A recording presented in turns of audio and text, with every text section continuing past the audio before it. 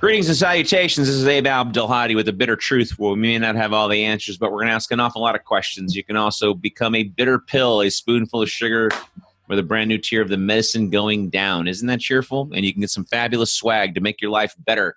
You can also hear us on iTunes, Spotify, and all the usual suspects wherever you listen to your podcasts. Today, I'm excited. I got a good friend of the show, although this is like his first time on the show, but we've known each other a long time.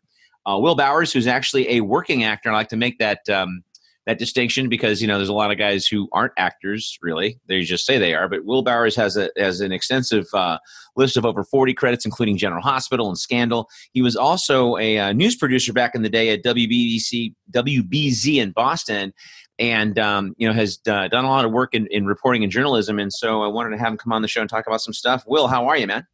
I'm doing great. I'm good to see you.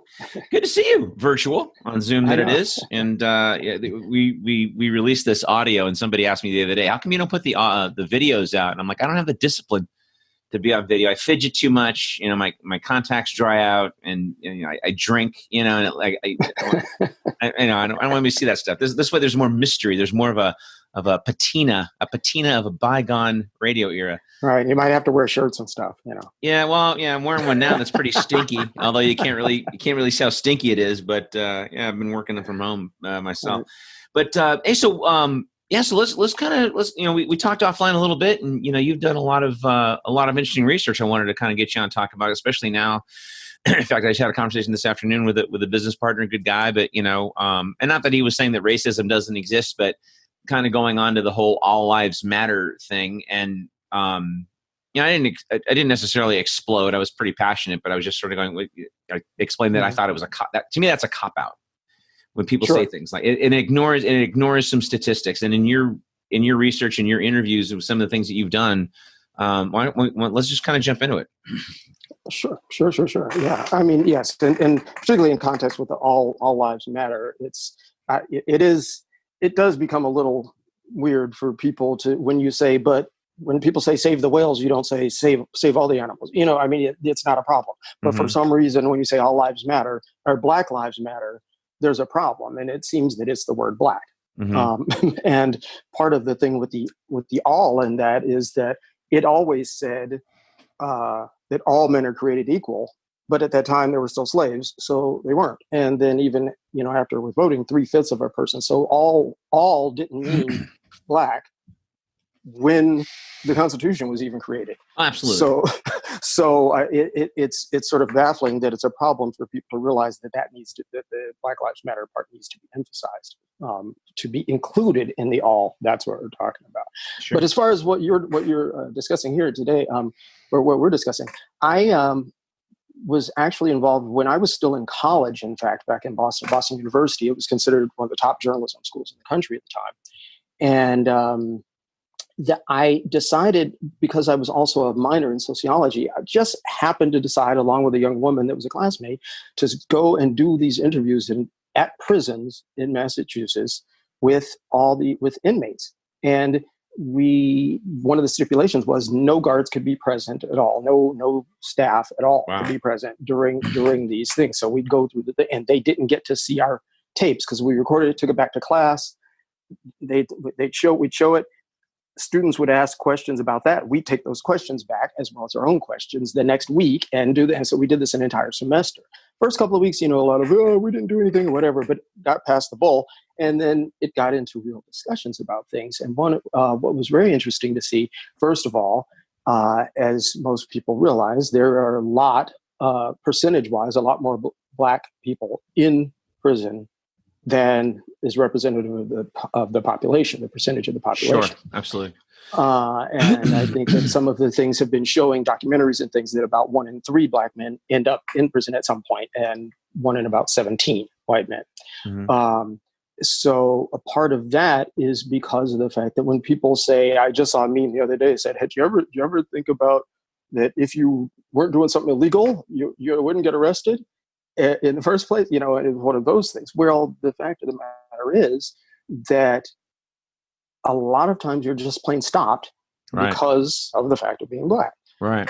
When stopped, even if there is something there that's, whether it's questionable or illegal or not, there's a much better chance of it being like, well, don't do that anymore if you're white than it is if you're black. Right. If it is something illegal that goes to court, you're much more likely to get convicted. And then if you're convicted, you're much more likely to get a longer sentence. Right.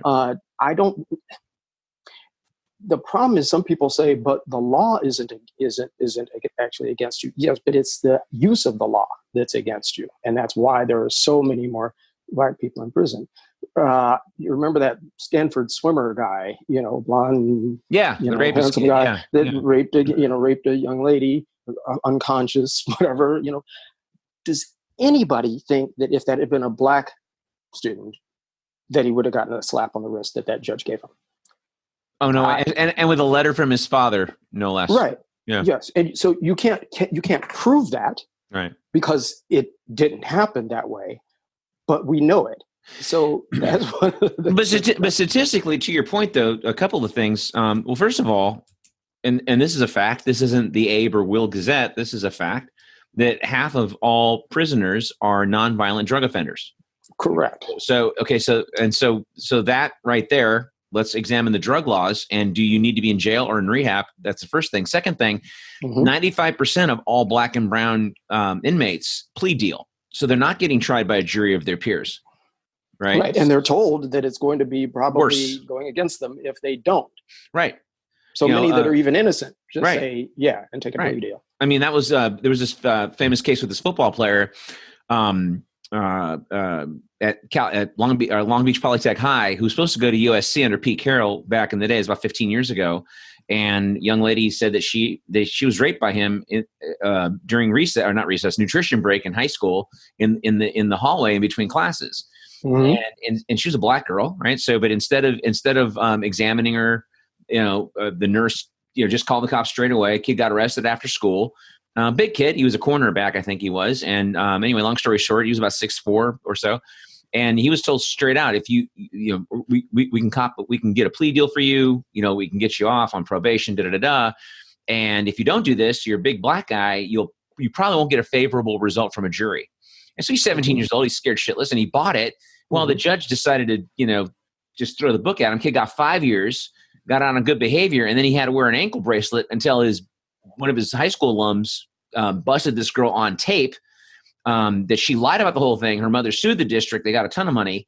And then the Innocence Project was what finally got him exonerated 10 years later, after his prime playing years were over. And some of the NFL teams gave him a job, or gave him a tryout rather. Right. He wrecked his career. I mean, he ended up doing okay in life. I mean, Roger Goodell kind of fell for him, and he had gotten his degree while he was in jail, and they gave him some cool marketing job at the NFL.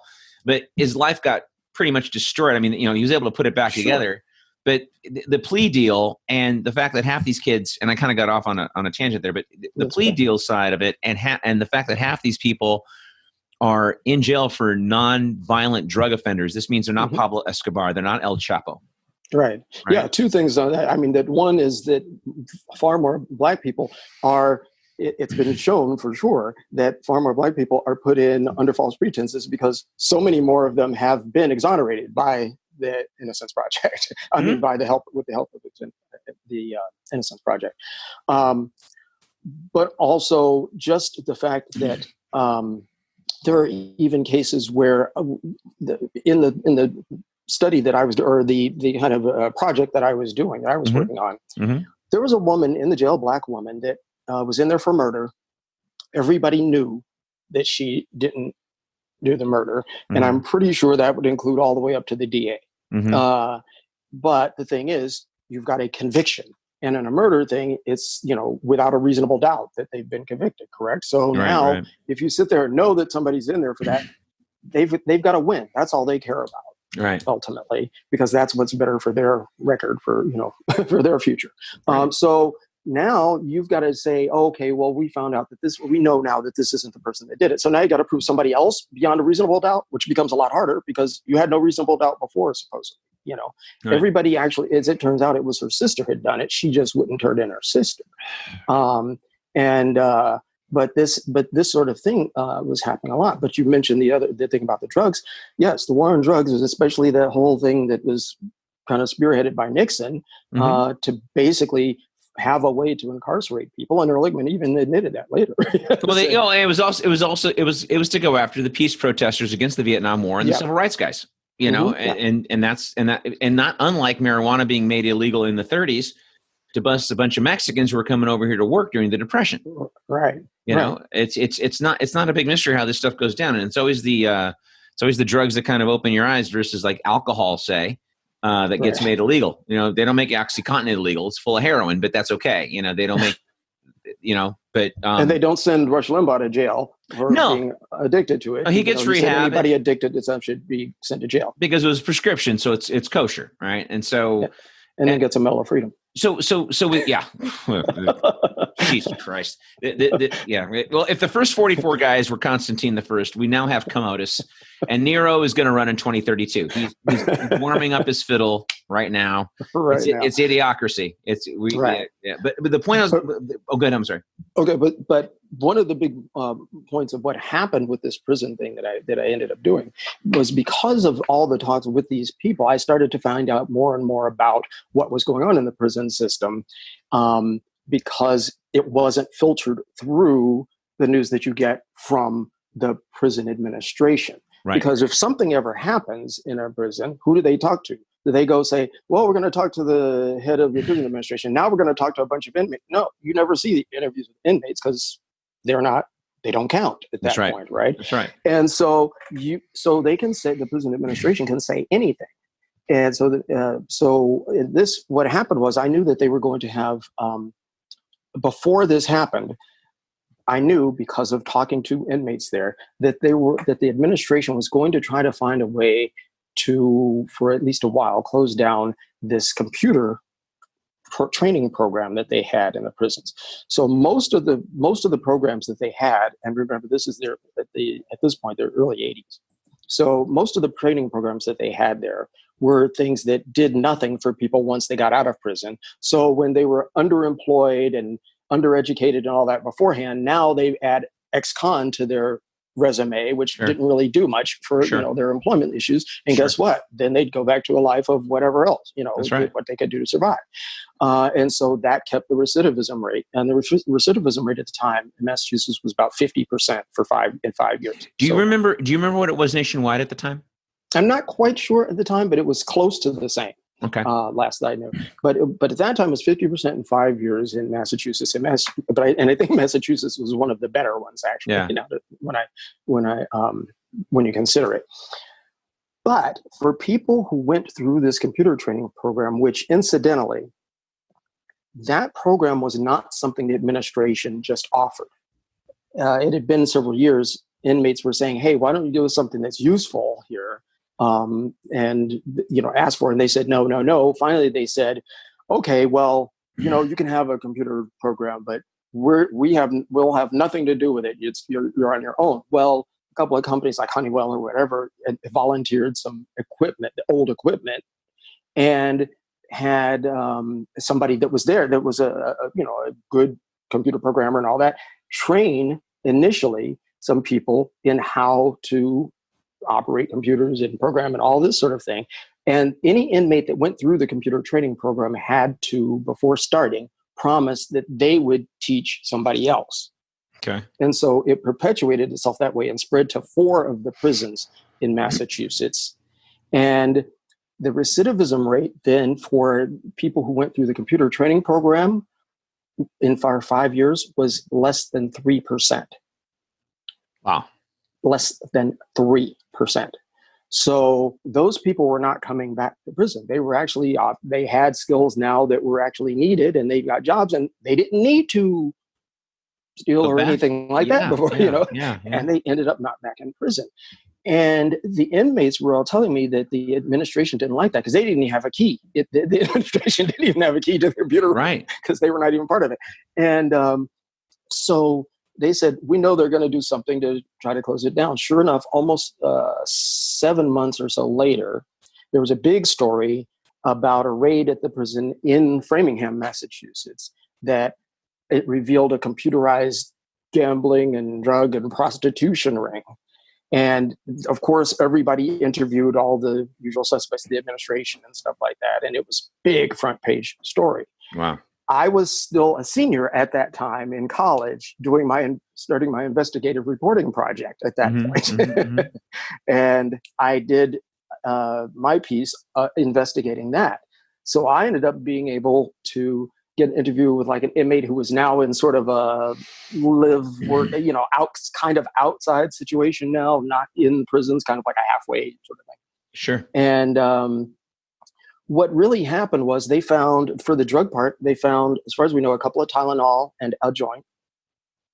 As far as the gambling stuff, what they found was that there had to be a phone in the computer room, because that's how the computers worked that time. Mm-hmm, yeah. And so if the phone had been in the laundry room, whoever it was that was calling their bookie would have gone to the laundry room to call their bookie. But basically it was somebody who probably wasn't even in the computer program calling their bookie. It wasn't some big gambling ring. It was that.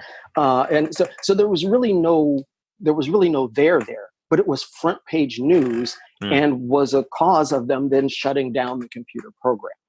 Wow.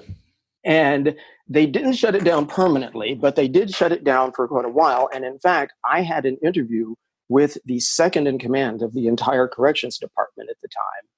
And he, right on tape, lied to me and said, "Oh, no, that program's open. It's back open." And I'm like, "No, I don't think so." "Yeah, it is." So I then went to the guy from Honeywell, who is the guy he's the one with the key. Right. He has to know. And he's like, "No, it's not. I'd have to know. I'm the guy." I'm the guy. Yeah. But because the prison administration is so used to just lying through their teeth and not caring because nobody ever checks up on them. Right. He had no qualms with lying to me on tape about it. Now, I had already interned at the TV station that I ended up working at as of right after I graduated. I already had the job lined up. And I told them about this story because they had, run with the big story as well about the, computerized gambling ring and the big raid at the prison and all that sort of thing, like everybody did, because they had the information they had. I told them about this, but now it was a couple of months later, and this was just before Boston University updated their equipment, so it wasn't the same quality of equipment that you would use for broadcast news generally at that time. Right. And it was a little hard to convert. So I showed them what I had, and they just decided, well, that isn't up to the quality, and now the stories, it's kind of cold. So, kind of cold, but your discovery is kind of explosive, right? I mean, that's sort of like, you would think, right? It's kind of like saying it's kind of like saying that I don't know, the Watergate tapes were fakes, right? They could prove as some voice actors that were trying to frame Nixon. I mean, it would be that level of right. So what was there other than being cold and leaving alone? Well, but by then they did finally then reopen that program and all. But the thing is also, again, how do you get? I had wormed my way in, but it's harder to get the information. How much time had passed? It makes it suspicious. But how much time? That by then it was about 5 months.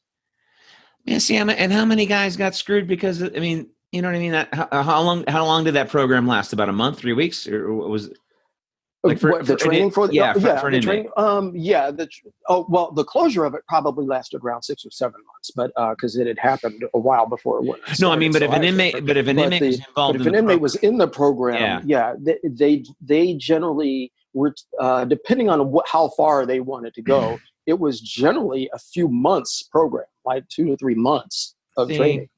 See, and that's the thing. Like now, and the reason I asked what the national rate was back then, because I recently saw about 6 months ago the national rate for recidivism is 80%, the highest in the world, by the way. Mm-hmm. Where countries like Norway and Germany have like a 15%, 10% recidivism rate, and also too they don't penalize felons for life. Like when Kamala Harris was running, it was like I was doing card tricks in front of a dog when I was trying to explain why I hated her guts so bad. And people were like, but she's a woman. And I'm from California, in my opinion, one of the worst attorney generals we've ever had. And one of the reasons being was because, California firefighters, 40% of those state firefighters were prisoners. And they couldn't get a job after they got out with all that training. After making $1 an hour, they couldn't go get a real job at the county after being an EMT or a firefighter because they were in prison for POP violations in the first place. And the recidivism rate in California is through the roof.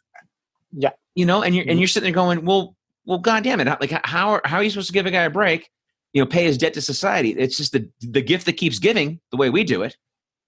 Well, correct. There's no incentive for that because of the fact that there's more and more privatization of prisons. So It's literally about the profit. That's it's another not one. about getting people out into society and being productive again. It's about being. It's about making money for those corporations, and it's about feeding people the thing that you should always be afraid of these people, so that they can't get jobs. That's why they have this movement now of ban the box, about trying to stop from having to check the box saying that you were convicted of something before. If you've done your time, it shouldn't be there, because let's face facts.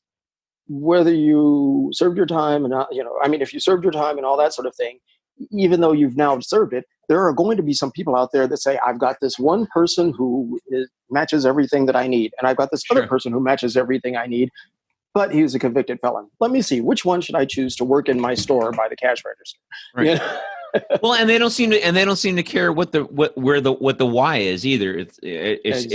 Felon's a felon. It's like if you got nailed. I mean, and there's kids in Rikers right now. I mean, I can name any number of places that are, because we gutted habeas corpus in 2011. You're held indefinite without charge. Yeah. And so now you got these kids waiting just to get an arraignment.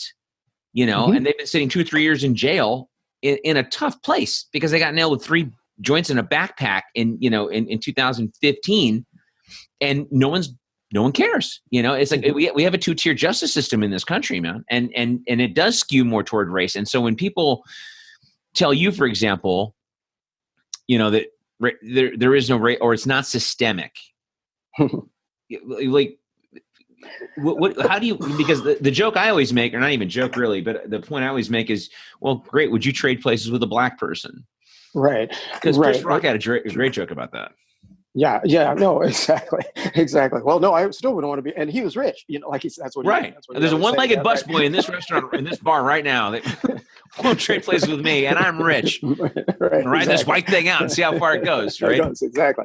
Yeah, that's the thing. Because people don't realize. I think that part of it is because of the fact that people don't understand something they can't see. It's just like a virus right now. People can't see it, so it doesn't exist.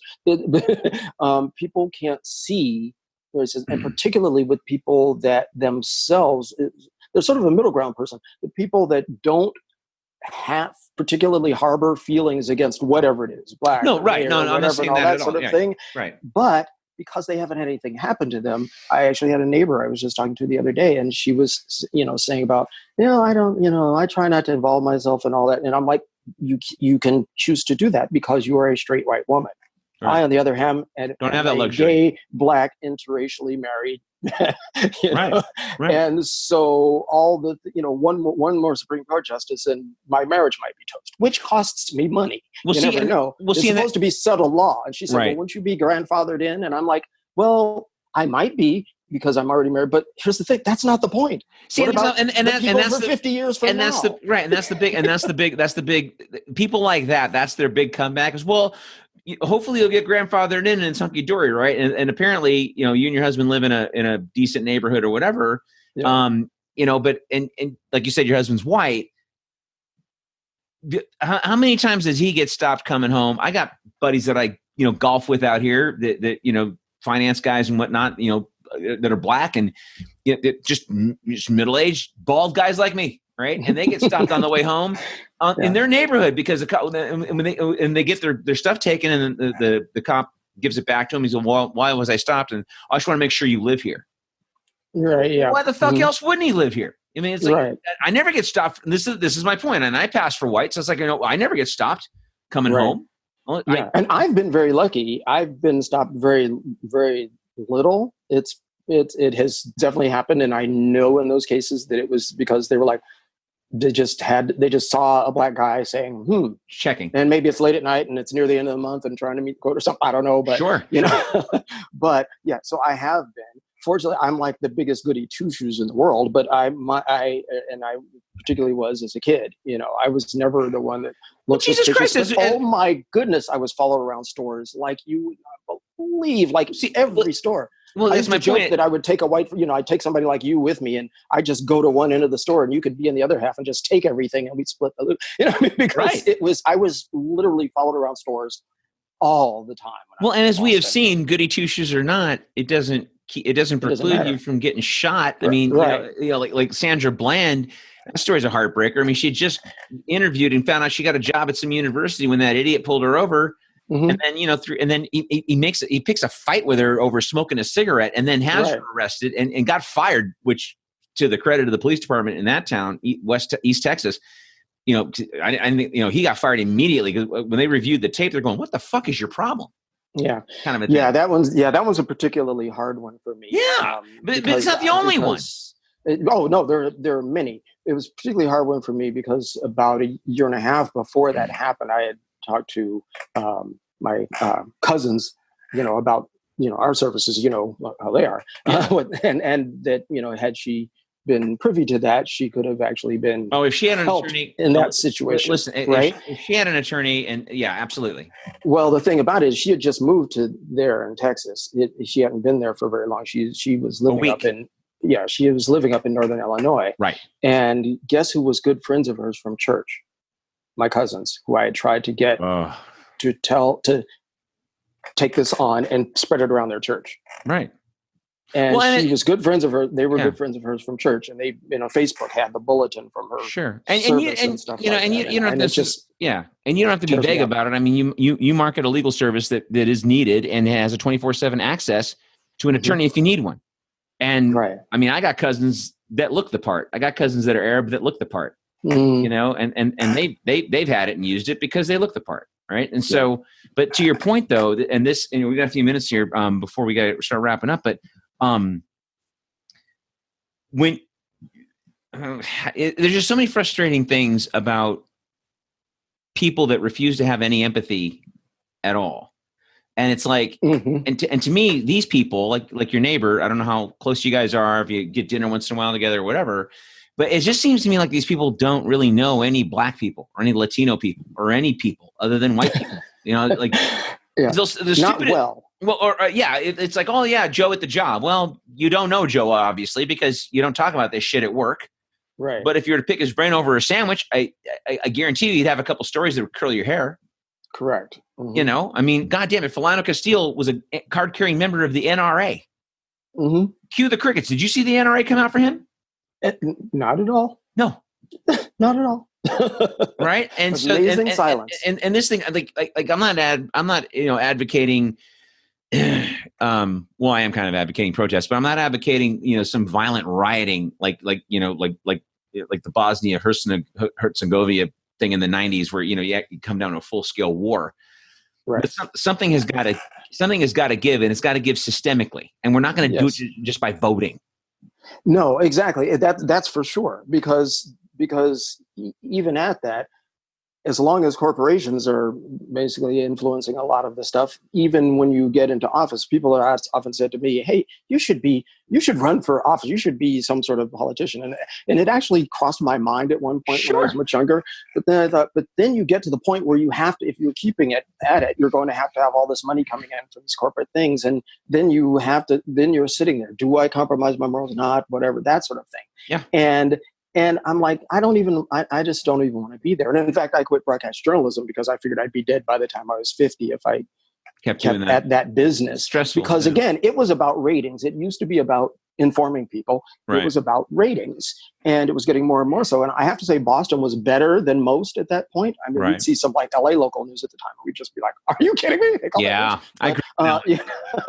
But even it was taking down a downhill slide. Little did I know how far that slide was going to go in terms of overall journalism, just because of the proliferation of it to people who have absolutely no credentials, no whatever, no background, and maybe an agenda first rather than the journalism skills first. See, and I'm not even a journalist, right? I mean, I write essays and stuff.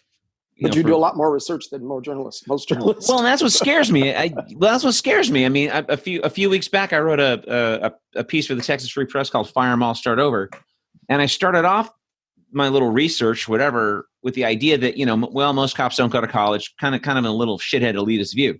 they go from high school or they get into the military, and then it's one system of bells and buzzers. So there's not a lot of, free thinking, blah, blah, blah.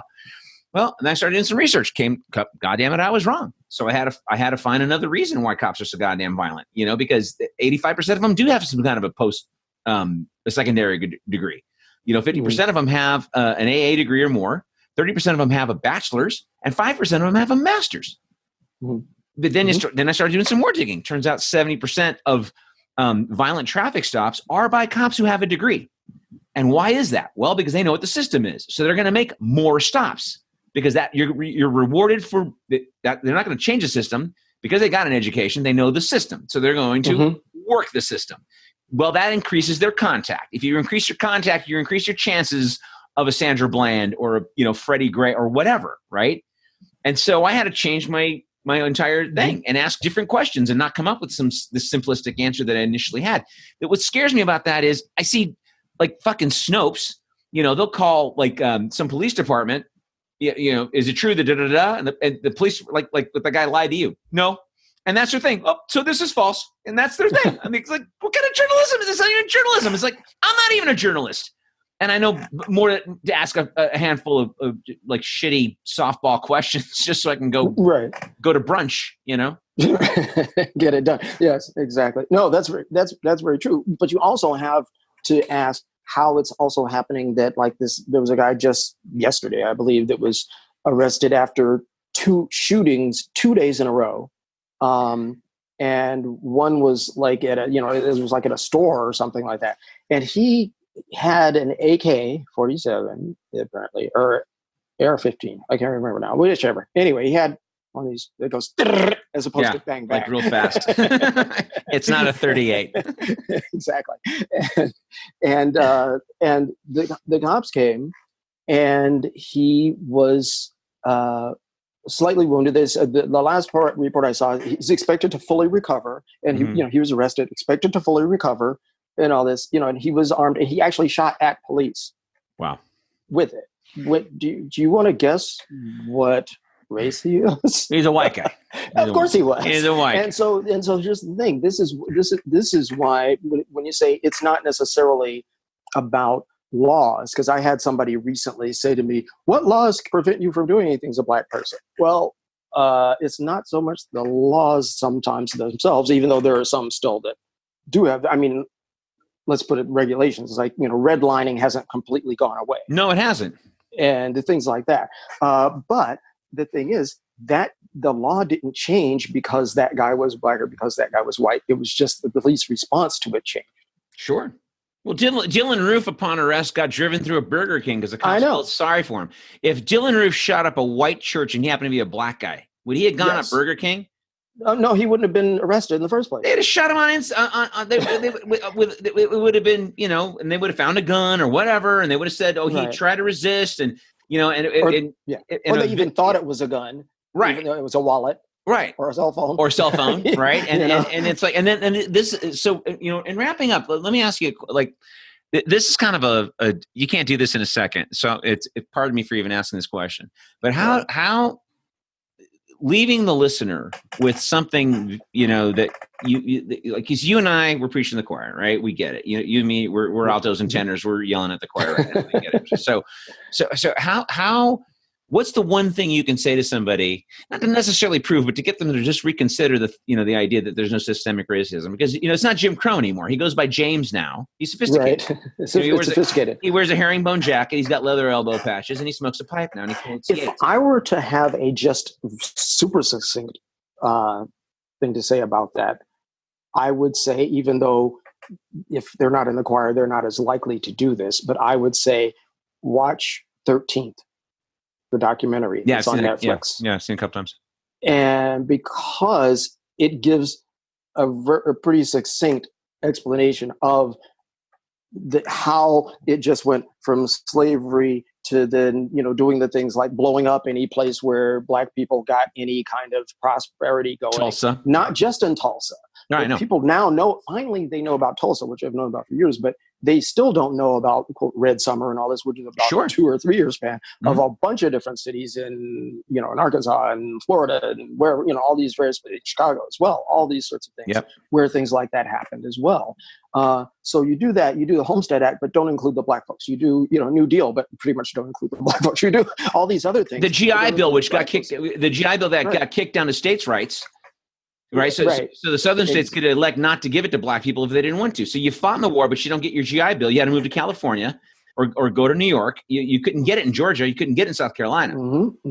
And you still even had things like, slightly off track a bit, but I know we got to stop shortly. But I was just reading about it in the northern UK. Well, at the time, England, when during World War II, when we still had the segregated segments of the army, the black people and the white people. Yep. But then they'd be there in England and they'd actually were welcome. The black people were welcome in the bars or whatever, right, just like anybody else. And then the white guys would go there from the American soldiers and end up having fight. There were literally fist fights, and occasionally shooting between American white soldiers and American black soldiers. And kind of kept that quiet because you didn't want to know that our soldiers were fighting each other. But it was because the white people were used to the Jim Crow back here in the States. That's right. And they didn't want black people at the bars in England. So they're in a different country telling black people that they can't be there with them. Well, see, and this is one of my favorite stories because if you study this Confederate bullshit, when Truman desegregated the Army in 1948, right? A bunch of Dixiecrat congressmen showed up to the House and the Senate with Confederate flags. That thing was dead for 80 years and made a comeback simply because Truman integrated the Army. People lost their mind. You look at these statues. I mean, we got statues here at the state capitol in Austin. Some of them are as recent as 2004 and 5. Wow. Heritage? The fuck Heritage? Oh, by the way, Heritage, you lost. We give participation trophies for fucking losing the war. You fucking lost. I'm sorry. I don't know where that's my heritage. Okay, I'm first generation American. You know what my heritage is already? We kicked your ass. There's heritage. No, fuck you. You lost. Snowflake pussy. Like that's the kind of thing. Anyway, man.